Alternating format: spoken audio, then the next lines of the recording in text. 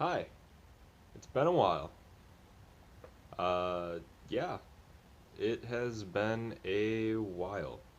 I believe we last left off at week 2, and we are now going into week 8.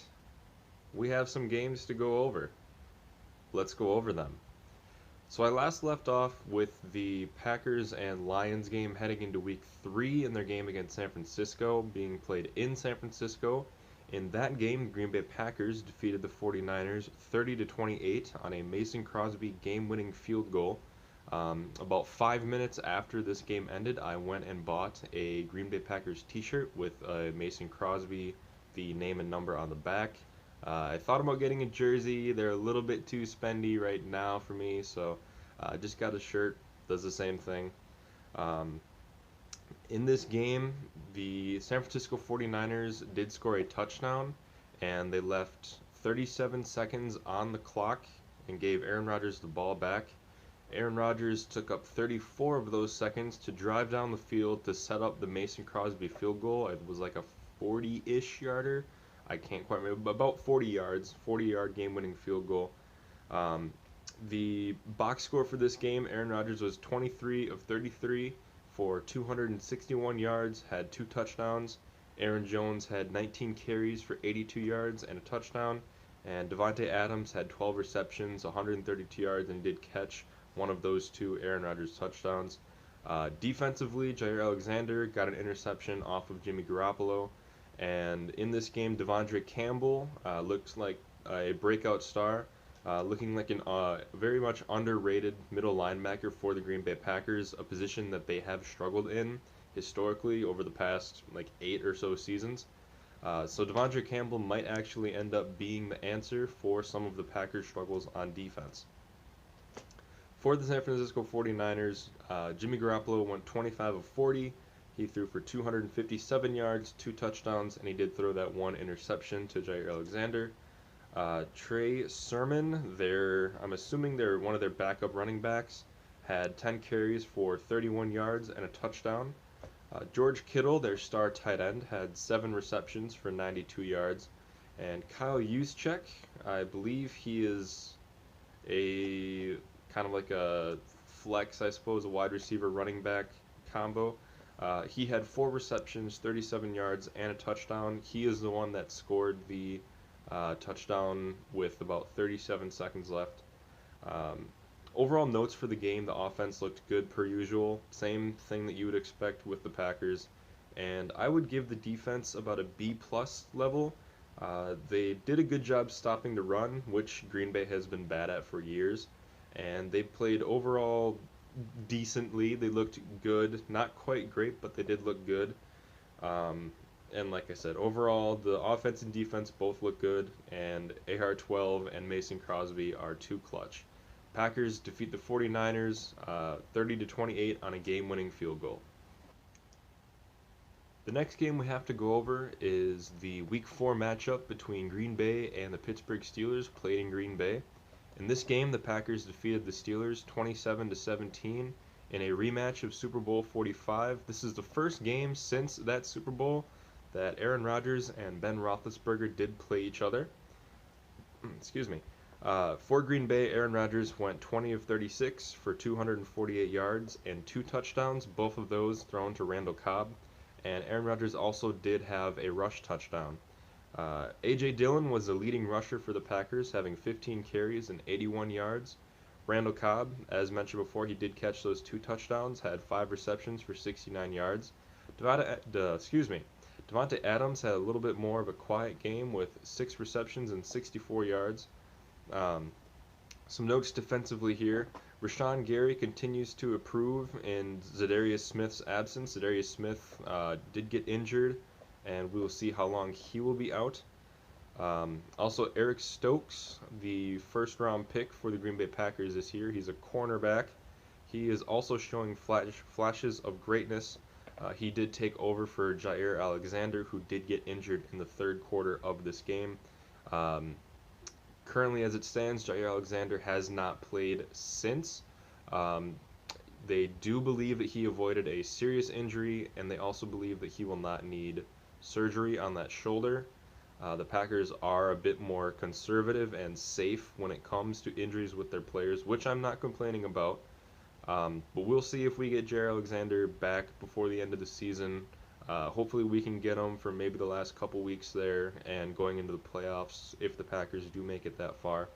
Um, but Eric Stokes, he's looking great. Even in Jair Alexander's absence, he's kind of taken over that number one corner role.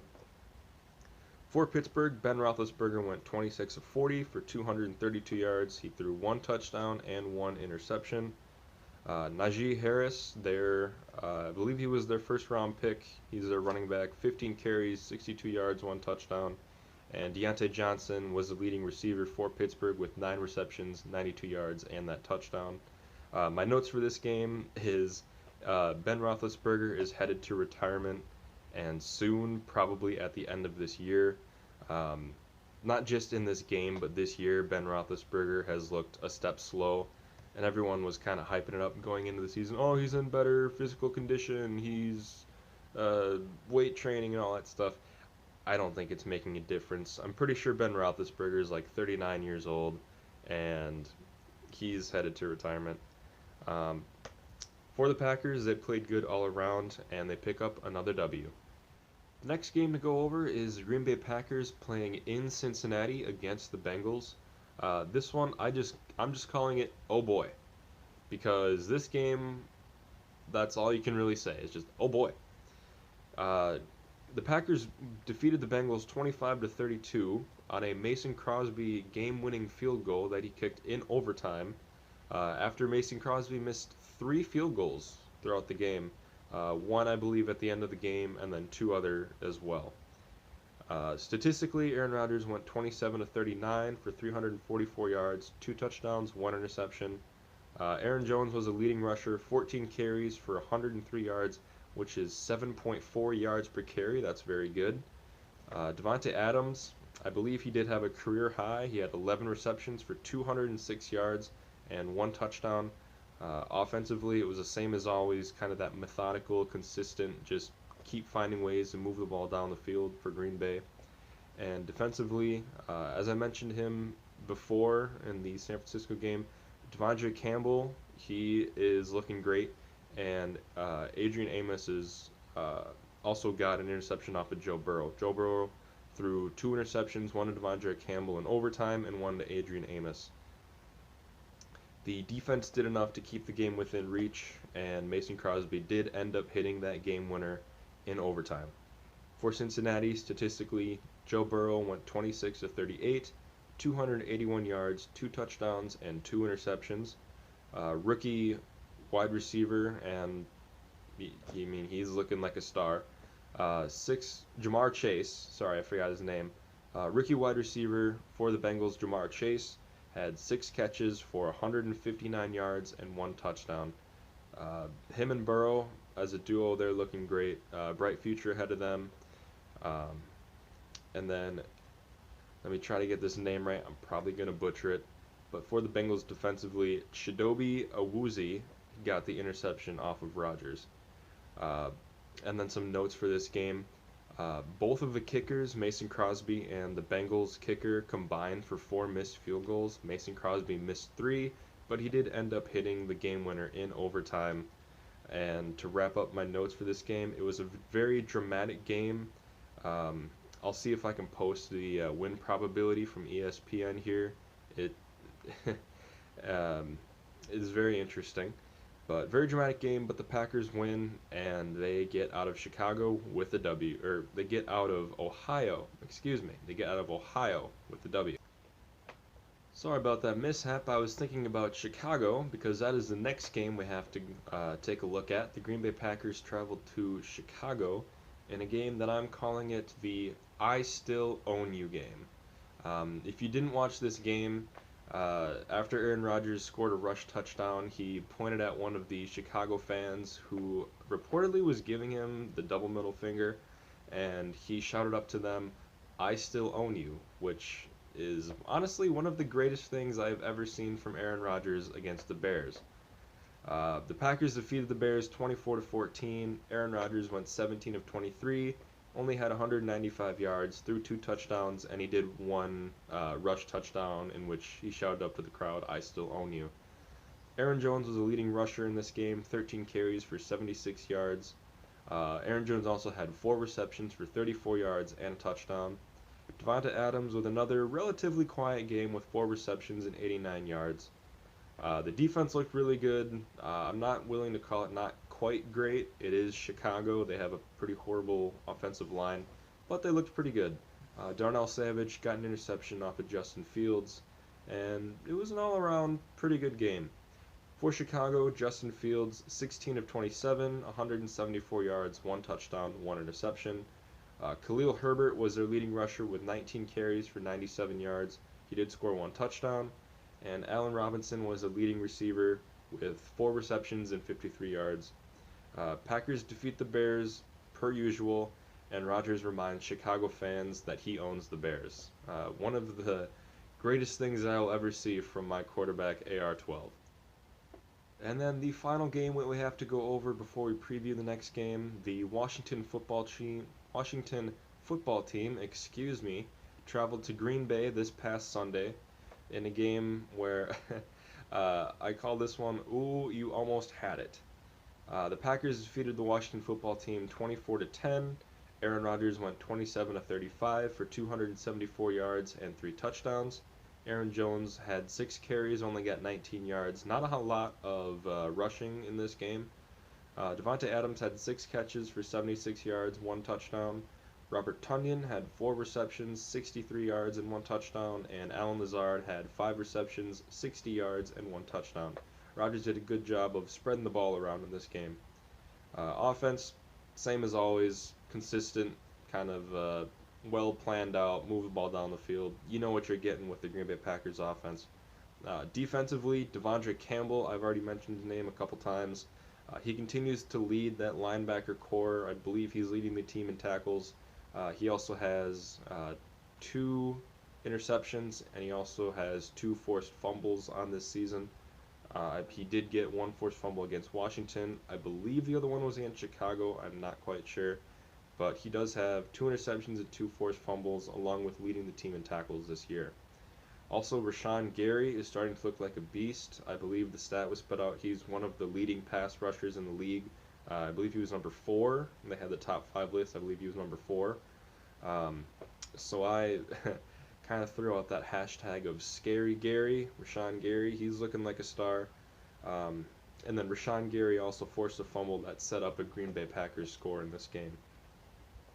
For the Washington football team, Taylor Heineke, the Washington football team quarterback, went 25 of 37 for 268 yards. He had 1 touchdown, threw 1 interception. Heineke was also the Washington leading rusher with 10 rushes for 95 yards. And Terry McLaurin, kind of their number 1 wide receiver, not a bad wide receiver. 7 receptions for 122 yards and a touchdown. Washington football team played pretty sloppy against Green Bay, had 4 fumbles, and 1 of them lost. It was recovered by Rashawn Gary. And notes for Green Bay, they took advantage of one of the worst defenses in the NFL and get the 6th straight W before heading to Arizona to face the 7-0 Cardinals. The reason I called this game the "Ooh, you almost had it" game is because there was a play, I believe it was in the second quarter, where Taylor Heineke was flushed out of the pocket. He started to run. He had the ball at like the half-yard line, and he tried diving into the end zone, but his knee touched before the ball crossed the plane. And as a quarterback, by a rule in the NFL, once you start sliding, that's considered giving yourself up. And so once you fall, once your knee touches the ground, then you're down. And he actually thought that he got in and was safe, and so growing up, Taylor Heineke was a Green Bay Packer fan, and so after thinking that he scored the touchdown, he went and did a Lambeau leap. There was a Washington fan in the stands. He Lambeau leaped. But that play was reviewed, and it was actually called back because his knee was down before the ball crossed the plane. And then because of that, the Green Bay Packers were able to make a stop on the goal line, and I believe that forced Washington to kick a field goal.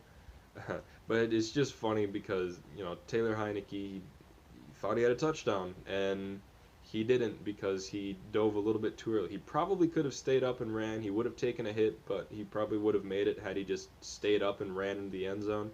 But he slid, or he kind of fell down, fell a bit too early, and did not end up scoring a touchdown. Uh, so, yeah, that's about all I have for this one. Um, and then preview for the Cardinals is coming up next. So it's about 5 a.m. on Thursday morning. I just got back home, um, and I came to record this video. The Green Bay Packers are, I believe they're in Arizona already. I believe they traveled yesterday. But the 6-1 Green Bay Packers will play the 7-0 undefeated Arizona Cardinals tonight on Thursday Night Football. I'm very much looking forward to this game. However, the Green Bay Packers will be without the services of Joe Barry, the defensive coordinator, who tested positive for COVID-19, and then Davante Adams and Allen Lazard are also both out, probably due to contact tracing. They may be out because they also tested positive. But the Packers will be without their number 1 and number 2 wide receiver, and they'll also be without their defensive coordinator. As far as I know right now, the Arizona Cardinals will be without J.J. Watt, which kind of helps even it out. I really didn't want to see this game get ruined by injuries or illness or anything like that. Um, Not to say that injuries and illnesses are an excuse, but when you're going up against an undefeated team and you don't have your top 2 wide receivers, you can kind of use that excuse as you weren't at full strength. But Arizona isn't at full strength either without J.J. Watt. J.J. Watt isn't necessarily a superstar, but the leadership that he brings to that defensive unit, I'm sure will be missed. My prediction for this game, I do have Green Bay losing at a score of 27-20. Um, without both of those 2 wide receivers, Davante Adams and Allen Lazard, I believe the Green Bay offense will struggle a little bit. It's going to be very much run heavy. We're going to see a lot of Aaron Jones, a lot of A.J. Dillon, maybe some 2 running back sets. Maybe they split out Aaron Jones in the slot, use him as like a wide receiver.